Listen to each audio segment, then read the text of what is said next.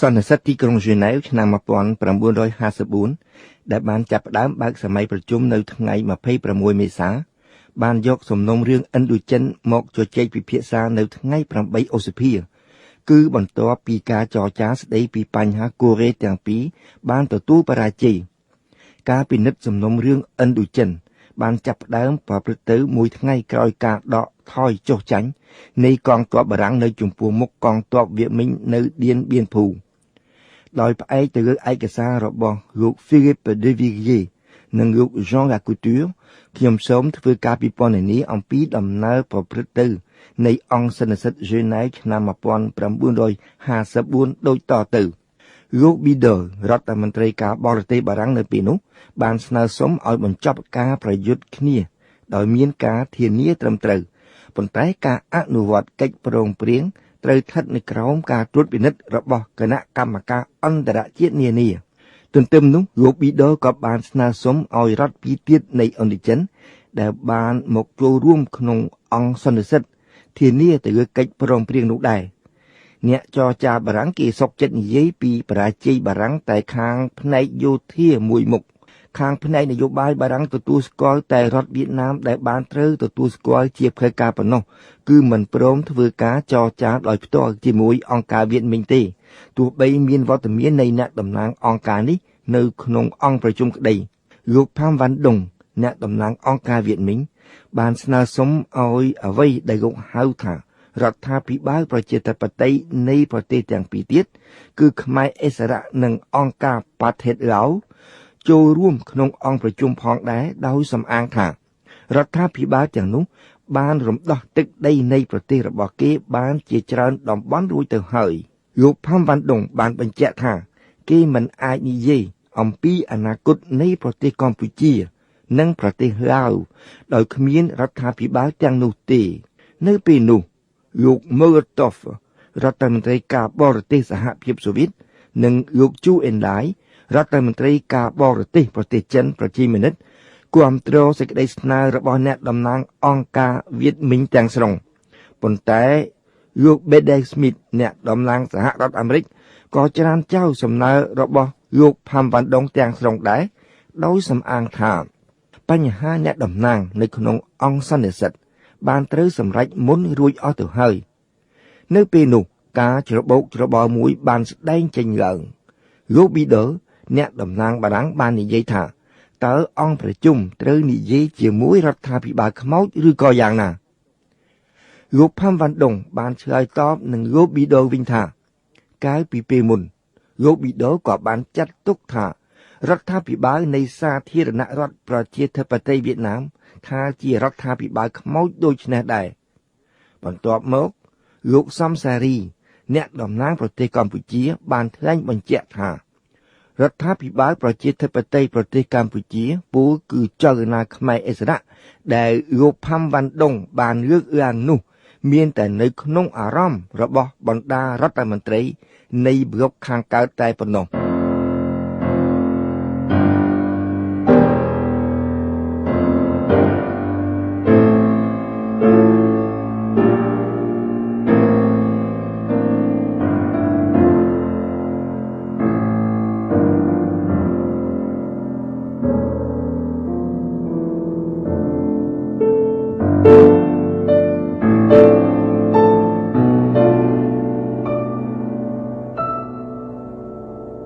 នៅក្នុងបរិយាកាសអាប់អួរនៃអង្គប្រជុំទីក្រុងហ្សឺណែវឆ្នាំ1954នោះលោក Bedel Smith អ្នកតំណាងសហរដ្ឋអាមេរិកនិងលោក Anthony Eden អ្នកតំណាងប្រទេសអង់គ្លេសបានស្នើឲ្យជជែកបញ្ហានេះនៅក្នុងអង្គប្រជុំនៃប្រទេសមហាអំណាច4នៅទីក្រុងប៊ែរឡាំងប៉ុន្តែលោក Molotov ខាងសហភាពសូវៀតឆ្លើយថាបើយកបញ្ហានេះទៅជជែករវាងមហាអំណាចនៅទីក្រុងប៊ែរឡាំងគឺមិនមែនជជែករវាងមហាអំណាច4ប៉ុណ្ណោះទេគឺត្រូវមានប្រទេសមហាអំណាច5ព្រោះប្រទេសចិនប្រជាមានិតក៏មានចែងយ៉ាងច្បាស់នៅក្នុងអត្ថបទទីក្រុងប៊ែរឡាំងដែរហើយប្រទេសចិនជាប្រទេសមហាអំណាចដែលបានអញ្ជើញឲ្យសាធារណរដ្ឋប្រជាធិបតេយ្យវៀតណាមចូលរួមក្នុងអង្គប្រជុំដោយការជជែករោគច្រកចេញមិនរួចលោក Anthony Eden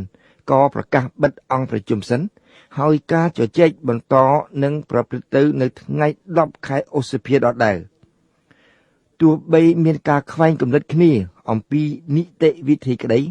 ក៏អង្គប្រជុំបានប្រព្រឹត្តបន្តទៅទៀតរហូតដល់ថ្ងៃ21កក្កដាប៉ុន្តែនៅរាត្រីថ្ងៃទី21 22កក្កដានោះលោកសំសេរីបានធ្វើការតវ៉ាយ៉ាងតឹងតែងដើម្បីផ្ដោតទៅឲ្យឯករាជ្យខ្មែរនៅចំណុចសំខាន់ថែមទៀតគឺឯករាជ្យដែលអន្តរជាតិទាំងមូលត្រូវទទួលស្គាល់មួយឆ្នាំក្រោយមកគឺនៅថ្ងៃ14កញ្ញាឆ្នាំ1955ប្រទេសកម្ពុជាបានត្រូវអនុញ្ញាតឲ្យចូលទៅក្នុងអង្គការសហប្រជាជាតិរីឯនយោបាយអព្យាក្រឹតភាពរបស់ព្រះមហាក្សត្រខ្មែរព្រះបាទនរោត្តមសីហនុក៏បានត្រូវគេទទួលស្គាល់យកព្រមផងដែរនៅក្នុងពេលជាមួយគ្នានោះខ្ញុំនឹងនិយាយអំពីនយោបាយអព្យាក្រឹតនេះជាបន្តបន្ទាប់ទៅទៀតនៅពេលក្រោយសូមបញ្ជាក់ថាសន្និសីទទីក្រុងហ្សឺណែវឆ្នាំ1954បានកំណត់នៅកិច្ចព្រមព្រៀងសំខាន់មានជាអាចចំពោះឥណ្ឌូចិនការរៀបចំការបោះឆ្នោតសភាការបែងចែកប្រទេសវៀតណាមជារដ្ឋពីរដាច់ពីគ្នាដោយកម្រិតយកត្រង់ខ្សែស្របទី